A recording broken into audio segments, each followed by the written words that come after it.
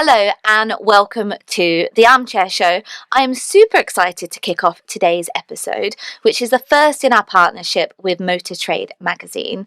And today I am joined by two very wonderful women, and we'll kickstart off with a quick introduction for who you guys are, what you do, where you're from. So nice to be here, Tanisha. Thank you. I'm Lizzie Gold, and I'm the commercial manager at Motor Trader. Amazing. Thank you for having us, Tanisha. I'm Jasleen. I work on editorial alongside John. I'm the senior reporter. Fantastic. And I am led to believe that you have recently just launched two very new, exciting events. So it was only right to start with what they are, what inspired you. So, Lizzie, if you want to kick off with what they are. Sure. So the one coming up very, very soon is the launch of the inaugural Commercial Industry Awards, which we've partnered with the Commercial Vehicle Show, which is at the NEC every year.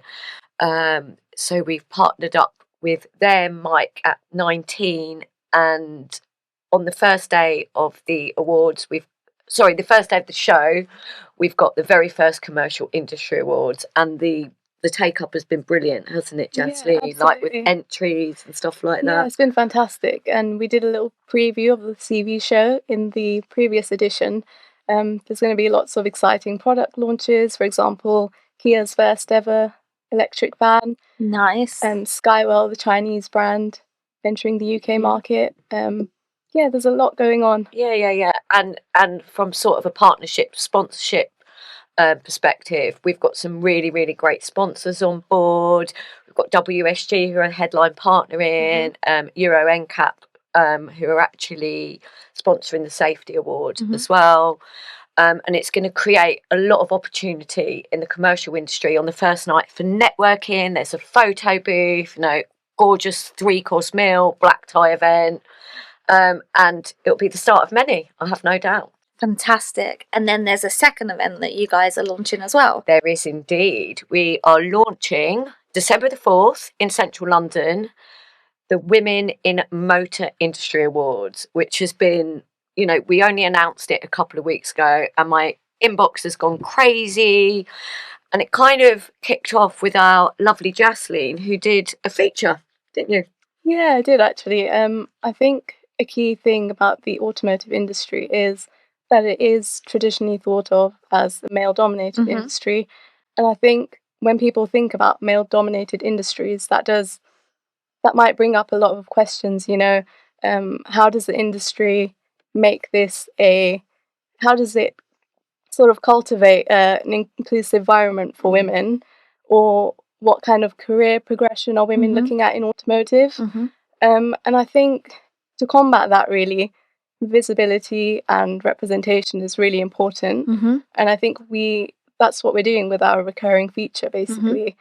So I could talk a little bit about the previous feature if you'd like. Yes, please. Yeah, sure thing. So for the previous feature, I spoke with Sue, Kate, Jackie and Sally. I think they're really great examples of how women are thriving in the automotive industry, not just sort of forging their own path, but also really redefining the industry, I would say.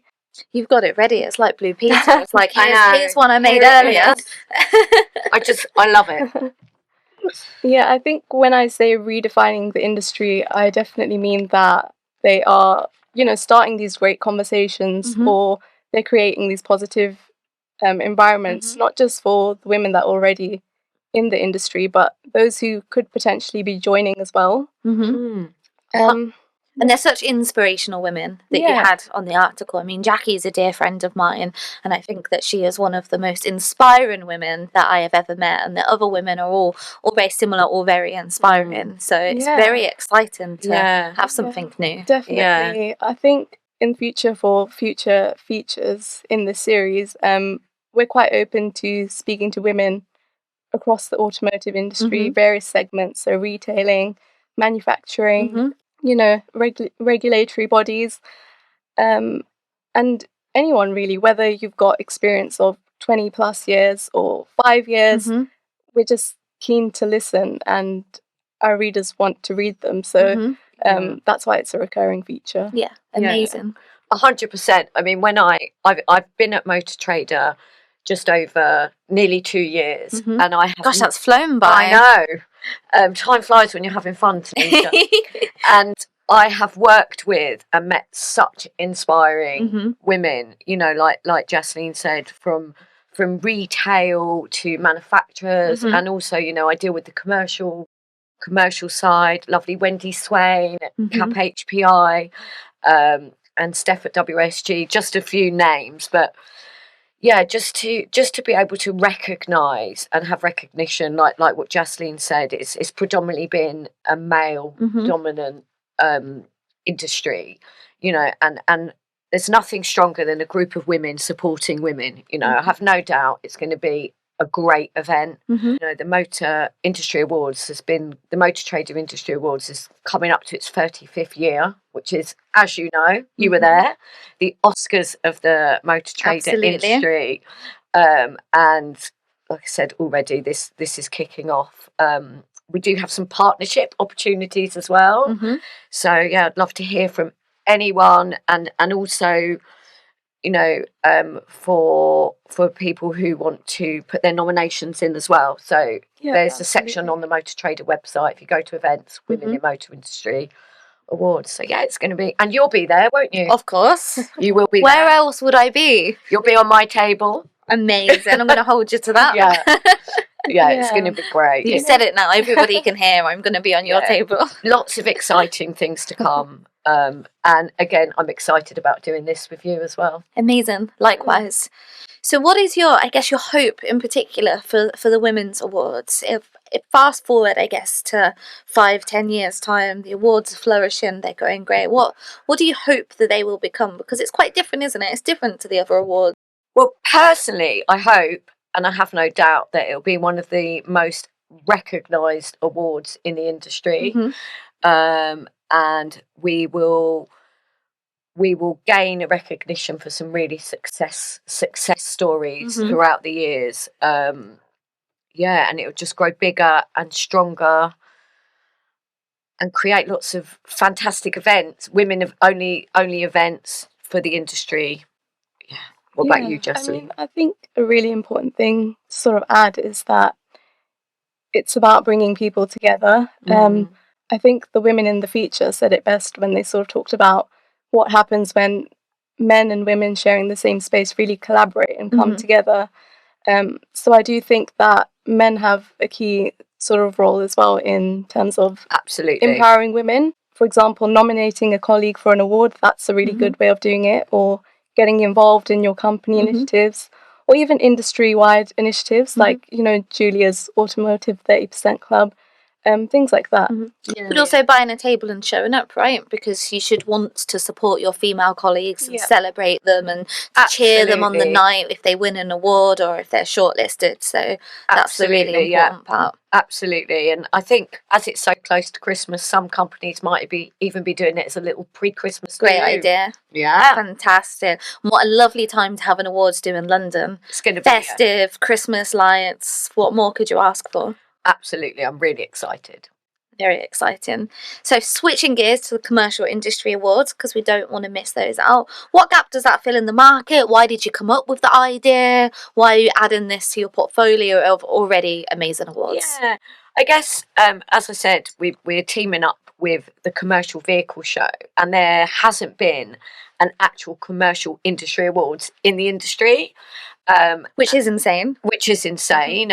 And as everyone knows, Motor Trader puts on these amazing industry-led events. We have our Independent Dealer Awards in July in Birmingham, ICC this year, and obviously the Industry Awards, so which has been coming up to its 35th year. So Bill Sherry, group publisher, spotted a gap in the market, went and spoke to Mike Costain at 19 from the Commercial Vehicle Show, and they had a little chat, probably over a beer or something. I don't know. The best way to do business, of course. And we're partnering with them. And the gap, I feel, there'll be networking opportunities, there'll be recognition. You know, on the first So it's the first evening of the first day of the event. You know, everyone can get together. There's a photo booth. I love a photo booth. You know, there's ample opportunity for clients to network and you know, put themselves forward as well for these amazing awards. Amazing. It's our first year and we've already got over 300 people in the room. Wow. So yeah, I'm really excited, and that's on April the 29th. I don't know how you'll top the photo booth from your last awards, do though? Because that was in the back of a taxi. That was very cool. Every year, Motors sponsor the photo booth at the industry awards, but yeah.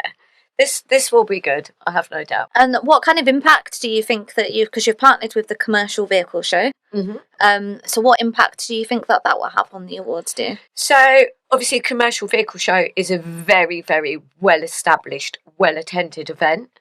They attract 15,000 visitors over the 3 days. We at Motor Trader, obviously, we're sharing our database, if you like. So what with our email database and visitors on our website and within the magazine, you know, our clients will also be opening up new doors with the commercial vehicle show. So I foresee lots of new partnerships being made on both sides. And for anyone that's listening that wants to get involved in either of the awards, how can they be involved? So presumably, you know, sponsorships, but tables, tickets. Absolutely. So if you go to the Motor Trader website and click on events and inquire now, or you can email me, lizzie.gold@emap.com. Amazing. Get thinking of all of the amazing women in your business that you should really vote for, nominate, and enter in for award, right? Yeah, absolutely. Hope someone nominates you, Tanisha. I'm going to nominate you. Is that allowed? I don't know if that's allowed.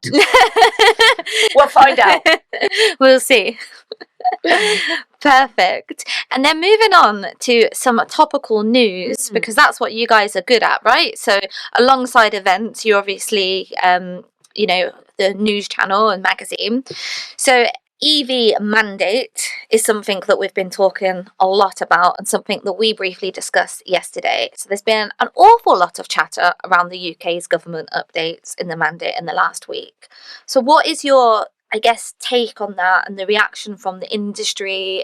Give us like an overall summary of what's happening at the moment. Yeah, sure. So at the start of last week, the government essentially announced what Keir Starmer refers to as bold changes, basically supporting the automotive industry. So, for example, the sale of hybrids has been extended to 2035. Obviously, the petrol and diesel ban remains the same. And there's small and micro volume manufacturers, they are exempt from the deadline. The part that received sort of the most attention from what I've seen of industry reaction, which is that the fines that manufacturers will receive from failing to meet the targets set out by the mandate, they've reduced. So I think it dropped from 15,000 per car to 12,000 per car. And then in terms of vans, it's still obviously a little bit higher, but that's also declined as well from 18,000 to 15,000. And obviously the government's intentions are to alleviate this pressure that we all know everyone who's been pushing to boost EV adoption has been under. But essentially, while the measures have been welcomed by many, you know, the immediate reaction of Mike Hawes from the SMMT welcomed the updates, but also sort of went on to say that we are still pushing for these incentives for EVs. And then later in the week, we had Cox Automotive who came out with these calculations they had done and said, we are saving the industry 319 million, I think it was. Wow. But he was essentially saying that in the grand scheme of things, that's not enough.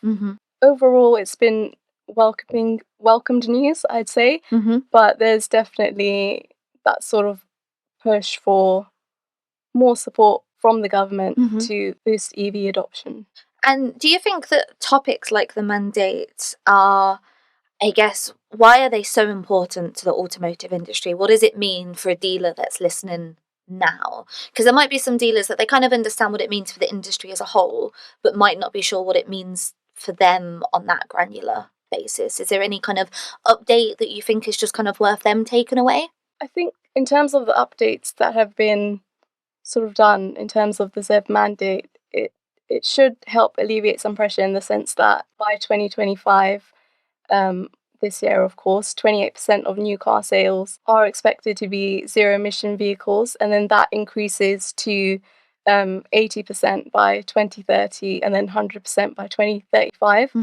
And I think essentially what the government was trying to do is alleviate a bit of that pressure, make, for example, those micro-volume manufacturers exempt from it and things like that. And in May, June, you have a very exciting issue coming out of the top 200. If we could just talk about that, how that's calculated, what that means. Yeah, excellent. So I'll just kick off a tiny bit. So we have a lot of special features in the magazine and reports. And since being here for the last 2 years, the top 200 is probably our most popular. And we've had it sponsored by AXA Insurance, Motor Insurance, the last few years. And it is one that the dealers will pick up and they will keep the magazine for a whole year. It's the top 200. And I don't really know too much about how it's collated because that is with the news team. So I don't know if you want to cover that, Jasleen. Yeah, absolutely. So the data is collated by an analyst named Chris Oakham. Essentially what he does is speak to different dealer groups and he ranks them based on turnover. Yeah, they'll use it for analysing figures, where they are in the ranks on the top 200, where their competitors are. I'm sure everyone wants to be at number one, no one, but it's also just such a huge sense of achievement to be in the list, isn't it?